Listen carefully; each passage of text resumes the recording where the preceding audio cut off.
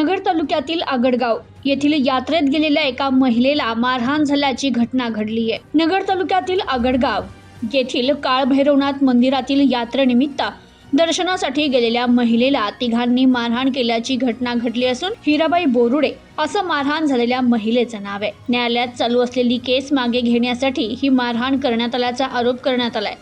दरम्यान याबाबत हिराबाई बोरुडे यांनी दिलेल्या फिर्यादीवरून नगर तालुका पोलीस ठाण्यात गुन्हा दाखल करण्यात आलाय। आकाश साळुंके, सागर साळुंके, अमोल कराळे अशी गुन्हा दाखल झालेल्या संशयित आरोपींची नावे। तर पोलिसांकडून मिळालेल्या माहितीनुसार फिर्यादी महिला शनिवारी रात्री 10:30च्या सुमारास आगडगाव येथील काळभैरवनाथ मंदिर परिसरात देव दर्शनासाठी गेली होती। यावेळी संशयित आरोपींनी फिर्यादीला गाठलं, कोर्टात चालू असलेली केस मागे घ्या असं म्हणत शिवीगाळ केली। वादाचं रूपांतर मारहाणीत झालं आणि सागर साळुंके यानं त्याच्या हातातील लाकडी काठीनं या फिर्यादीला मारहाण केली। तसेच अन्य संशयित आरोपींनी फिर्यादीला मारहाण करून जर केस मागे घेतली नाही तर तुम्हाला जीवेठार मारून टाकू अशी धमकीही दिली आहे। या प्रकारानंतर घाबरलेल्या त्या महिलेनं तात्काळ नगर तालुका पोलीस ठाण्यात धाव घेत दिलेल्या फिर्यादीवरून पोलिसांनी तिघांविरुद्ध गुन्हा दाखल केला। प्रतिनिधी शफी सय्यद, न्यूज टुडे 24, अहिल्यानगर।